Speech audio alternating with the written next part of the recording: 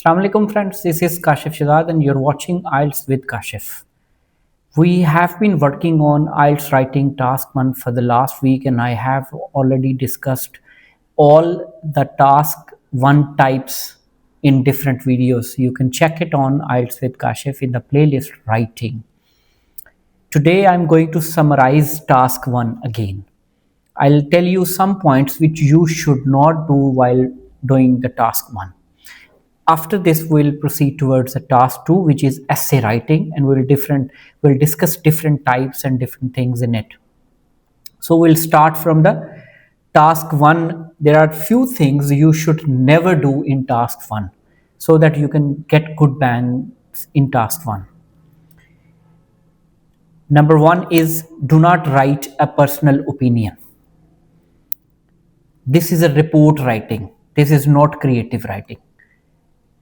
ऐसे राइटिंग में आप ये जुमला लिख सकते हैं, लेकिन रिपोर्ट राइटिंग में आप ये नहीं लिख सकते कि I think the government should do that. आप लिखें the chart shows, the list shows, the picture demonstrates. इस तरह के सेंटेंस आप लिखें.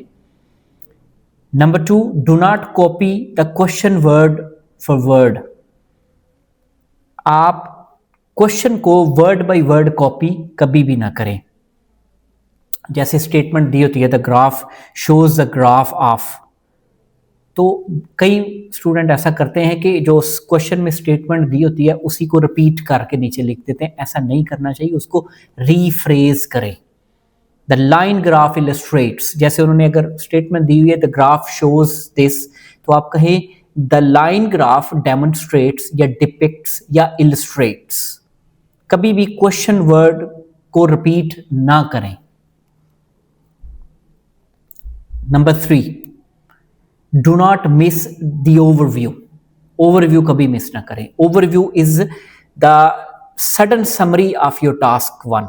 पिक्चर जो आपको मिलती है ना, 1 मिले या 2 मिले या 3 मिले, तो ओवरव्यू आप सारे को कंक्लूड समराइज करके आप लिखते हो कि overall it looks like this. वो कभी भी मिस ना करें ओवरव्यू, क्योंकि नो क्लियर, अगर ओवरव्यू आप क्लियरली नहीं लिखेंगे तो आपके बैंड्स कट सकते हैं. आप लिखें जैसे कि आप स्टार्ट करते हैं overall it is clear from the picture. यहां से आप ओवरऑल स्टार्ट करें. मैंने अपने हर टास्क में ये मेंशन किया कि ओवरव्यू जरूर लिखना है, पैराफ्रेसिंग और ओवरव्यू. ठीक है. अच्छा, अगला number 4, do not describe every single number. ये भी मैंने अपनी वीडियोस में बताया है कि कोई ग्राफ, कोई पिक्चर आप एक्सप्लेन करते हैं तो उसमें कोई डेटा दिया होता है कि ईयर बाय ईयर दिया होता है, तो do not explain the data year by year और एवरी नंबर कि 1917 में ऐसा हुआ, 80 में ऐसा हुआ, 90 में ऐसा हुआ और 2000 में ऐसा हुआ. आपने ट्रेंड को बयान करना है कि it was on this point in 1970, it started increasing gradually and it fell down dramatically, then again it rose up to this billion, yeah, it peaked to this point. Do not explain number by number. ठीक है. Number 5, do not write less than 150 words. कभी भी 150 word से नीचे ना जाएं. हमेशा 160 165 words लिखें कि 2 4 5 वर्ड्स अगर छांटी भी हो जाएं, ना भी वो डिटेक्ट करे, किसी वजह से वो होता है, तो आपके 150 वर्ड्स पूरे होने चाहिए. ठीक है. 150 160 वर्ड्स लिखने की कोशिश करें, 160 165. ठीक है. अच्छा, टास्क 1 में ना आप कभी भी, चूंकि आप रिपोर्टिंग कर रहे हैं, तो प्रेजेंट पास्ट को कभी भी मिक्स ना करें कि आप लिख रहे हैं कि दिस ट्रेंड इंक्रीज्ड या this trend increases, this trend is increasing. अब ये टेंसेस मिक्स कर रहे हैं. ये बहुत मसला स्टूडेंट्स को आता है जब ट्रेंड को एक्सप्लेन करते हुए टेंसेस का ख्याल नहीं रखते, जिसकी वजह से आपके बैंड कम होते हैं. नंबर 7 जी, डू नॉट यूज इनफॉर्मल और स्पोकन लैंग्वेज. कैसे? A lot of people, I have seen a lot of people, yeah, a lot of people do that. आप लिखिए a significant number of people think, yeah, a significant number of people do that. A lot of people, plenty of people, ये एक casual talk है, इसको formal talk में convert करें. Number 8, do not include causes or reasons.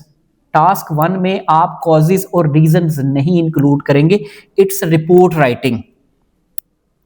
What happened not why, आपने सिर्फ बताना है कि व्हाट इज हैपनिंग और what happened in the picture, ये नहीं बताना कि व्हाई इट इज हैपनिंग। ये कई टास्क हमारे सब्जेक्ट से रिलेटेड होते हैं तो हम रीजन बताने की कोशिश करते हैं कि ये इसलिए हुआ। कई स्टूडेंट्स ये गलती करते हैं लाइफ साइकिल में, प्रोसेस में, जी ये इधर से आया, ये ऐसे हुआ होगा।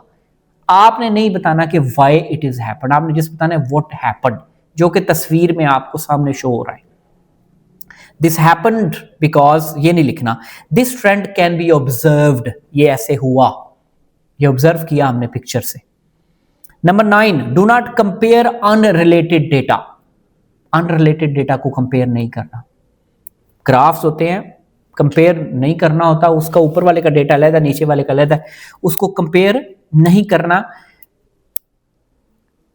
Mail versus female, countries versus countries, apple versus unemployment, unrelated data को कंपेयर नहीं करना, रिलेटेड डेटा को कंपेयर करना है। बड़ा ट्रिकी पार्ट है, लेकिन अनरिलेटेड डेटा को कंपेयर नहीं करना।